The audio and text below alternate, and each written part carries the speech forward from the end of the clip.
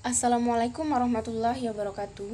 Saya Disfa Amelia dari Prodi Pendidikan Agama Islam, Fakultas Tarbiyah di IAIN Curup, NIM 205310443. Di sini saya akan menjelaskan tentang mata kuliah Bahasa Indonesia, yaitu tentang artikel ilmiah yang berjudul Fungsi dan Pengaruh Bahasa Indonesia pada IPTEK dan pada Era Globalisasi.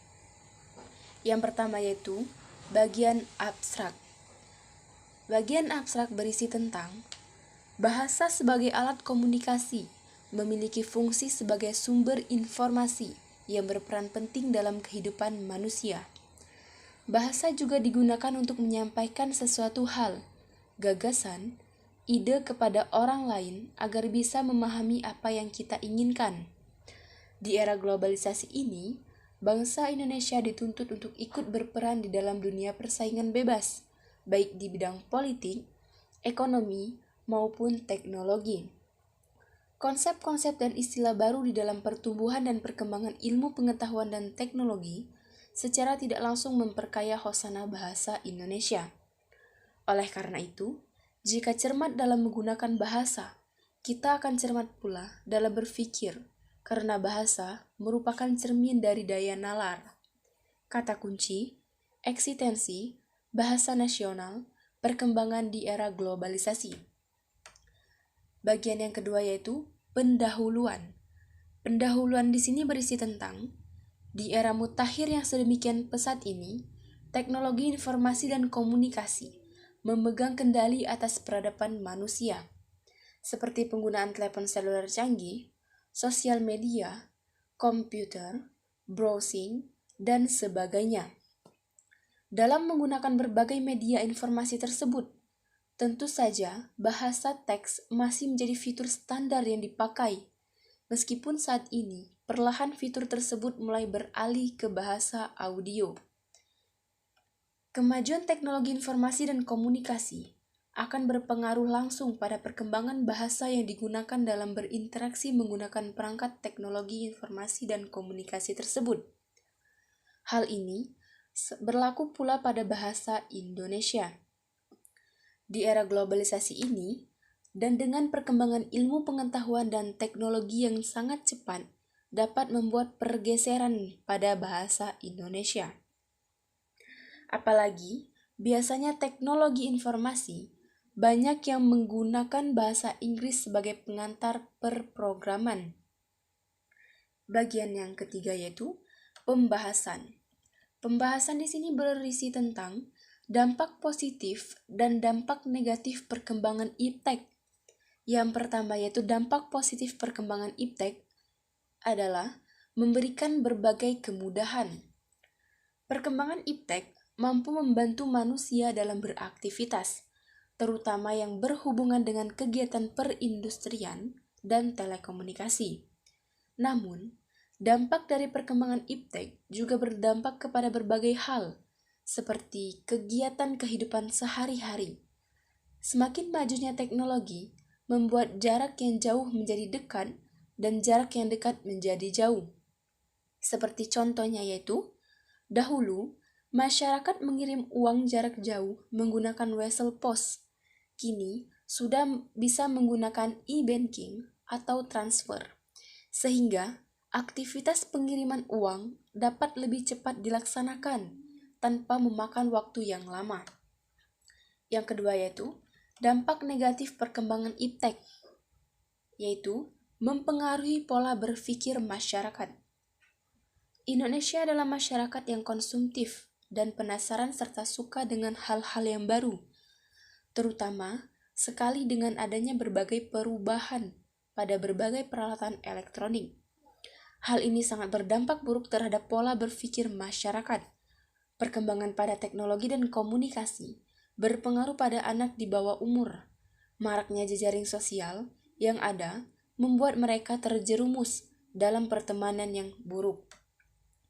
Bagian yang ketiga yaitu kedudukan bahasa Indonesia pada era globalisasi. Bahasa Indonesia mempunyai kedudukan yang sangat penting, seperti tercantum pada teks proklamasi kemerdekaan Indonesia yang dibacakan oleh Bapak Insinyur Soekarno dan ikrar ketiga Sumpah Pemuda yang berbunyi, "Kami putra dan putri Indonesia menjunjung bahasa persatuan, bahasa Indonesia." Ini menunjukkan bahwa bahasa Indonesia berkedudukan sebagai bahasa nasional. Sebagai bahasa resmi kenegaraan, bahasa Indonesia dipakai dalam segala rangka upacara, peristiwa, dan kegiatan kenegaraan, baik dalam bentuk lisan maupun dalam bentuk tulisan. Termasuk ke dalam kegiatan-kegiatan itu adalah penulisan dokumen-dokumen dan putusan-putusan serta surat-surat dikeluarkan oleh pemerintah dan badan-badan kenegaraan lainnya. Yang keempat yaitu keberadaan bahasa Indonesia pada era globalisasi. Arus global tanpa kita sadari berimbas pula pada penggunaan dan keberadaan bahasa Indonesia di masyarakat. Keberadaan bahasa Indonesia pada era globalisasi sekarang ini patut menjadi perhatian setiap masyarakat Indonesia. Pengaruh teknologi yang begitu canggih harus dihadapi dengan mempertahankan jati diri bangsa Indonesia, termasuk jati diri bahasa Indonesia. Ini semua tentang kedisiplinan berbahasa nasional. Pemakai bahasa Indonesia yang berdisiplin adalah pemakai bahasa Indonesia yang patuh terhadap semua kaidah atau aturan pemakaian bahasa Indonesia yang sesuai dengan situasi dan kondisinya. Merujuk pada setiap persoalan yang dihadapi bangsa ini, tidak ada kata lain kecuali menegaskan kembali pentingnya pemakaian bahasa Indonesia dengan kaidah yang baik dan benar. Hal ini, di samping dapat dimulai dari diri sendiri, juga perlu didukung oleh pembelajaran bahasa Indonesia di tingkat sekolah dasar hingga tingkat perguruan tinggi. Disiplin berbahasa Indonesia akan membantu bangsa Indonesia untuk mempertahankan jati dirinya di pengaruh negatif asing atas kepribadiannya sendiri. Merujuk pada persoalan yang dihadapi bangsa ini, tidak ada kata lain kecuali menegaskan kembali pentingnya pemakaian bahasa Indonesia dengan kaidah yang baik dan yang benar. Yang kelima yaitu internasionalisasi bahasa dan pemartabatan bangsa Indonesia. Hal yang paling mendasar untuk menangkap peluang internasionalisasi bahasa Indonesia adalah membangun komitmen internal, yakni komitmen pemerintah pusat dengan perangkat-perangkat yang terkait dan lembaga-lembaga yang dimilikinya. Strategi-strategi teknis tersebut menjadi modal utama sekaligus menjadikan pembelajaran lebih profesional. Untuk menghasilkan peranti-peranti pembelajaran yang standar, sebagaimana dimiliki oleh bahasa dunia yang lain, bukanlah hal yang mudah dan sederhana, melainkan butuh waktu yang panjang. Kasus semacam itu merupakan tantangan besar bagi bangsa Indonesia, terutama para pemangku kepentingan pembelajaran bahasa Indonesia. Karena makin bertambahnya jumlah peminat itu, maka kuota penerimaan pun harus ditambah oleh pemerintah. Mereka tertarik belajar bahasa Indonesia dan kebudayaan Indonesia pasti dilandasi oleh keinginan dan harapan besar agar didapatkannya sesuatu, yakni penguasaan bahasa Indonesia dan pengetahuan budaya Indonesia. Sebab mereka berasumsi bahwa belajar bahasa Indonesia pada sang empunya pasti akan jauh lebih baik. Bagian yang keenam yaitu pengaruh teknologi terhadap pendidikan di era sekarang. Kemajuan teknologi pada saat sekarang ini telah banyak mengubah cara pandang dan gaya hidup masyarakat Indonesia dalam menjalani aktivitas dan kegiatannya. Keberadaan dan peranan teknologi informasi dalam sistem pendidikan telah membawa era baru perkembangan dunia pendidikan. Tetapi, perkembangan tersebut belum diimbangi dengan peningkatan sumber daya manusia yang menentukan keberhasilan dunia pendidikan di Indonesia pada umumnya. Hal ini lebih disebabkan masih tertinggalnya sumber daya manusia kita untuk memanfaatkan teknologi tersebut dalam proses pendidikan.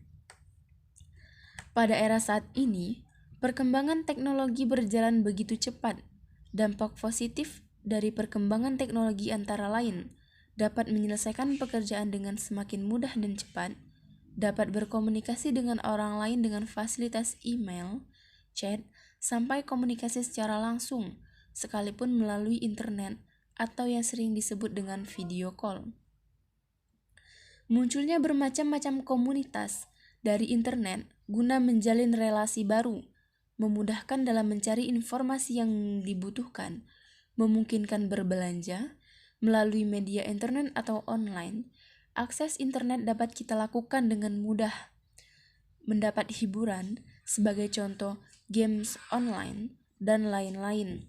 Selain dampak positif, pasti ada dampak negatifnya, antara lain munculnya penipuan melalui telepon, SMS, dan internet, mudahnya mengakses video, munculnya penjiplakan atau plagiatisme, pembobolan rekening atau kartu kredit, serta bisa membuat kita lupa menjalankan kewajiban belajar, beribadah, dan lain-lain. Baik, mungkin inilah materi yang dapat saya sampaikan. Kurang dan lebihnya saya mohon maaf, kepada Allah saya mohon ampun. Sekian, wassalamualaikum warahmatullahi wabarakatuh.